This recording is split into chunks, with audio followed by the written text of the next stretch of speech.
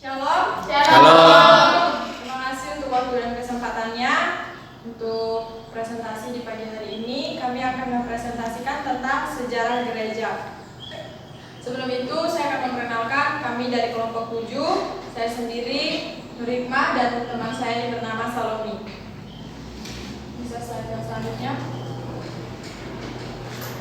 Baik, materi yang pertama adalah tentang kriteria menjadi santo atau santa dalam gereja Katolik. Dalam gereja Katolik, santo atau santa itu adalah orang-orang kudus.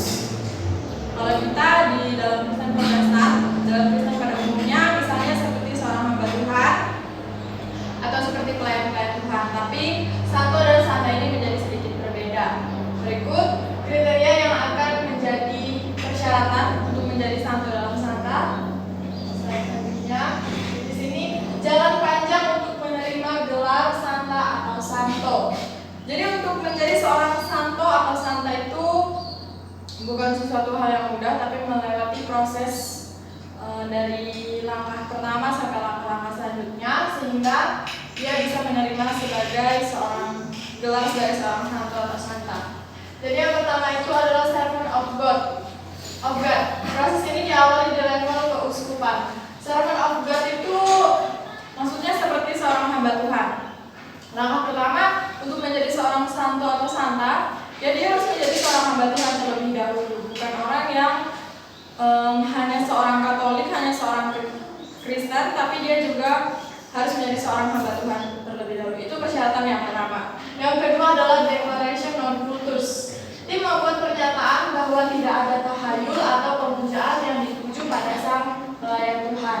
Nah, jadi ketika dia sudah menjadi seorang hamba Tuhan atau pelayan Tuhan, ada suatu penelitian terhadap orang tersebut dari pihak keuskupan. Apakah orang tersebut selama hidupnya dia pernah menjalani tahayul atau pemujaan seperti pada dewa-dewa atau seperti menyembah berhala begitu. Misalnya dia melakukan sebuah pemujaan yang termasuk tahayul itu, dia tidak akan bisa sampai ke langkah yang ketiga. Dia dibatalkan untuk menjadi seorang santo atau santa. Kriterianya sudah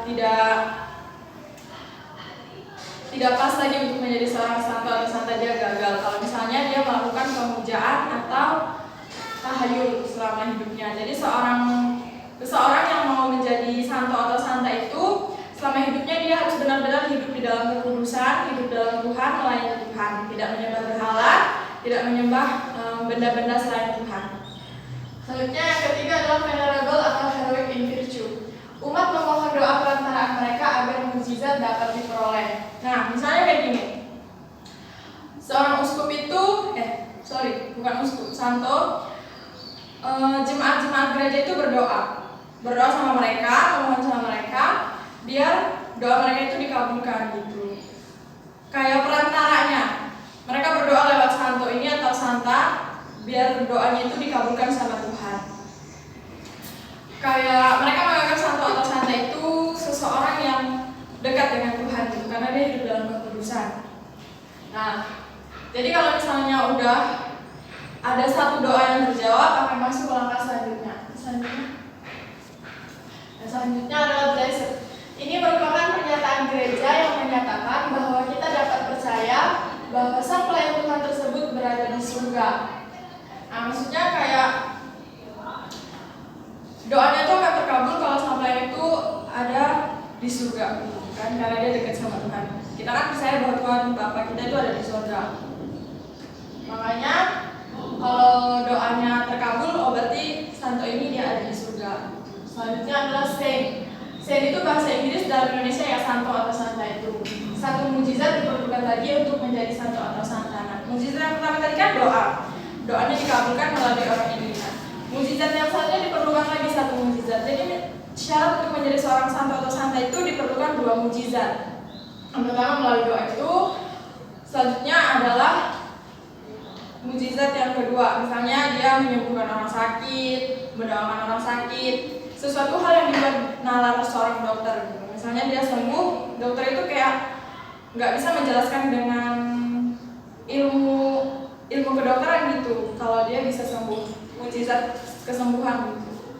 Nah, Nah, setelah semua proses tersebut, pelayan Tuhan akan dikanonisasi. Nah, kanonisasi itu yaitu pernyataan gereja bahwa sang santa atau santo tersebut telah berada di surga dan memandang Tuhan dalam beatification. Selanjutnya.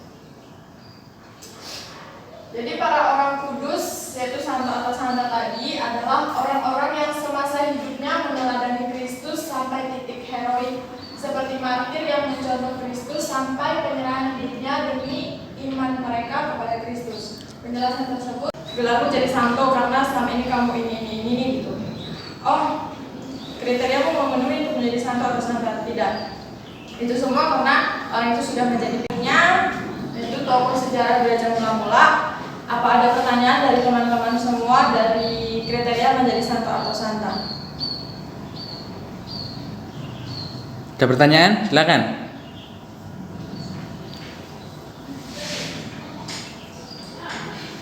Firda? Kalau tidak ada pertanyaan, saya akan melanjutkan ke materi selanjutnya. Tapi nanti kalau ada pertanyaan, materi ini tidak dipertanyakan lagi karena tidak ada pertanyaan. Saya anggap teman-teman semua mengerti. Terima kasih. Selanjutnya adalah tokoh sejarah gereja mula-mula. Dengan berbagai pandangan yang beraneka ragam, lahir beberapa tokoh yang berjuang untuk meluruskan pengajaran di dalam gereja. Dasar kebenaran itu berpegang teguh pada Alkitab. Nah, di sini saya akan menerangkan beberapa tokoh yang dianggap cukup andal dan berpengaruh dalam memperjuangkan kemudian gereja pada masa itu. Jadi yang selanjutnya, yang pertama adalah Origenes. Jadi di sini saya ambil sumber Origenes. Sumber ini saya ambil di https ID Wikipedia Wiki Origenes. Nah, Origenes itu lahir sekitar 184 Masehi di Alexandria, Mesir. Lalu dia meninggal pada tahun sekitar 253 di Tirus, Lebanon. Origenes ini mendirikan sebuah perguruan tinggi agama Kristen di mana ia mengajar teologi Kristen di situ. Nah, Origenes ini pernah disiksa karena ia diketahui beragama Kristen. Dan Origenes sendiri dikenal sebagai bapak gereja dan dihargai banyak pihak.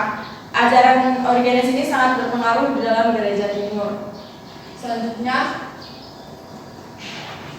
adalah Eusebius dari Kaisarea. Kaisarea sekarang disebut Israel.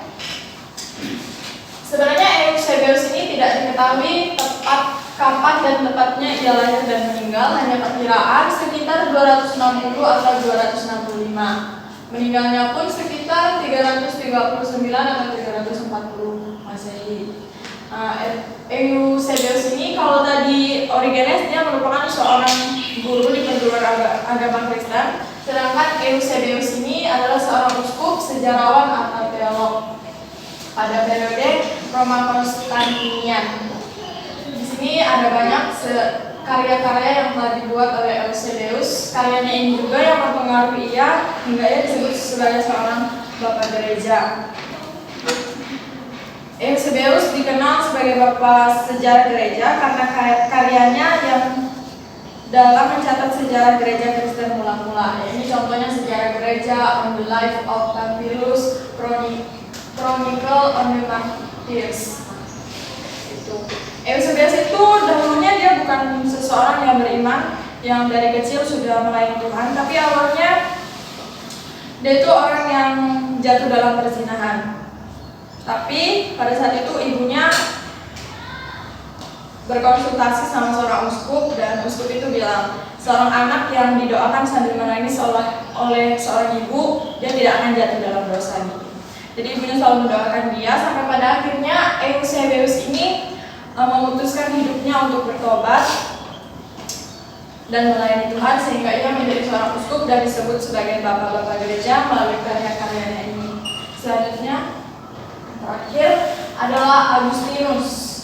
Nama lahir Agustinus adalah Aurelius Agustinus. Aurelius Agustinus ini lahir pada tanggal 13 November tahun 354 Masehi di Tegaste, Numidia. Sekarang disebut sebagai Sokaras Aljazair. Meninggal pada 28 Agustus di umur 75 tahun. Pemakamannya berada di San Pietro in Ciel d'Oro, Pavia, Italia. Agustinus ini dikenal sebagai seorang santo dan teolog Kristen awal yang tulisannya mempengaruhi perkembangan kekristenan Barat. Jadi, kekristenan Barat itu dipengaruhi oleh tulisan-tulisan yang dibuat oleh Agustinus ini, yang merupakan seorang santo. Agustinus dipandang sebagai salah seorang bapak gereja terpenting dalam kekristenan Barat karena tulisan-tulisannya pada era patristik. Era patristik itu adalah ilmu yang mempelajari para pujangga gereja purba yang dikenal sebagai bapak-bapak gereja. Jadi tiga ini bapak-bapak gereja pada gereja mula-mula yang dapat saya sampaikan. Sebenarnya masih banyak yang menjadi bapak-bapak gereja, tapi tiga orang ini yang saya soroti menjadi bapak-bapak gereja yang penting pada masa itu. Demikian yang dapat saya sampaikan tentang santo dan santa, juga tokoh sejarah gereja pada mula-mula. Teman-teman, apakah ada pertanyaan? Saya bagian ya. Tolong baca ulang yang penjelasan dia di buku yang kami tulis. Origenes ini mendirikan perguruan agama Kristen pada waktu itu, di mana perguruan agama Kristen itu tempat Origenes mengajar teologi Kristen. Terus Origenes ini dihormati sebagai bapak teologi gereja di Palestina dan Arab. Nah, Origenes itu pernah disiksa karena ia beragama Kristen. Origenes adalah bapak gereja yang dihargai banyak pihak karena ajarannya itu sangat berpengaruh di gereja timur. Apakah ketika ia membangun perguruan teologi itu apakah ada tantangan ketika ia membangun sebuah sekolah teologi itu? Apakah ada tantangan? Dia itu sudah disiksa ketika sebenarnya saya itu ketika ia membangun perguruan itu dia sudah disiksa atau sesudah ia membangun perguruan itu baru disiksa? Itu pertanyaan saya. Ada beberapa sumber yang saya baca nggak dijelaskan pasti. Origenes itu ya dia disiksa karena dia diketahui beragama Kristen, tapi di situ tidak disebutkan pasti Origenes disiksa itu sebelum dia mendirikan sekolah perguruan tinggi atau sesudahnya. Tapi kalau ditanya tantangan selama dia mendirikan perguruan tinggi itu sudah pasti ada tantangan dalam ya misalnya kebutuhan biaya untuk pembangunan gedung, segala pergumulan setiap orang untuk melakukan sebuah tujuannya itu, untuk mencapai tujuannya pastilah ada sebuah tantangan. Yaitu yang saya ketahui tentang Origenes. Tapi di sumber yang saya baca itu tidak dijelaskan Origenesnya itu disiksa sebelum mendirikan perguruan tinggi atau sesudahnya. Mungkin ada tambahan dari teman-teman. Silakan. Atau ada pertanyaan yang Ada pertanyaan lain?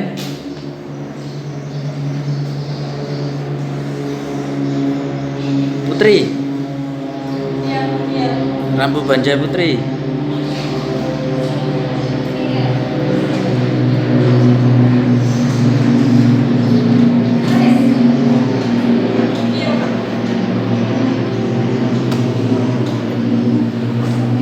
Ya, suaranya sedikit besar ya. Pertanyaan saya, dari beberapa toko yang tadi sudah dijelaskan oleh teman-teman tadi di depan. Pertanyaan saya dari toko-toko itu, siapa yang paling menonjol sebagai pakar teologi yang tertinggi?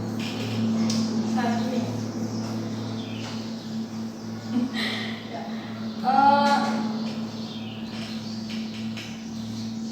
Jujur ya, saya sebenarnya nggak tahu siapa yang menonjol. Cuman dari beberapa ini disebutkan sih salah satunya itu selalu ada yang menonjol. Contohnya Origenes, dia berpengaruh di gereja timur. Terus kalau Eusebius, dia orang yang dikenal sebagai bapak gereja yang berpengaruh pada gereja mula-mulanya, gitu. Bukan hanya di gereja timur atau gereja barat. Sedangkan Agustinus ini, dia seorang bapak gereja yang berpengaruh dalam kekristenan barat atau di gereja-gereja di barat. Jadi kalau menurut saya siapa yang paling menonjol ya semuanya menonjol, karena sejarawan-sejarawan itu kan sudah banyak karyanya yang tentang gereja-gereja gitu. Jadi setiap karya-karya mereka itu sampai sekarang masih banyak yang mempelajari. Ya tergantung siapa siapa yang membaca karya mereka gitu. Makanya kan sekarang kan banyak gereja-gereja yang berbagai sinode, ada di KRI, Gemit, atau JKI atau bagaimana gitu. Nah, itu pun pasti mereka memiliki doktrin dalam gereja itu bukan tanpa hal yang mendasar, pasti dari sejarawan-sejarawan gereja yang mengambil dasar dari Alkitab. Jadi menurut saya yang semua menonjol sih, karena semua orang juga hampir memakai karya-karya mereka. Selanjutnya ada pertanyaan? Satu lagi. Ada pertanyaan? Satu lagi.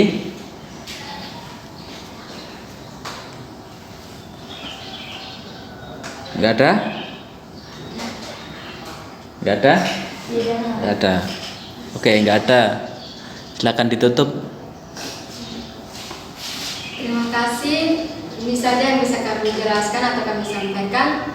Mungkin ada kata-kata yang kurang, kami minta maaf. Terima kasih. Shalom. Shalom.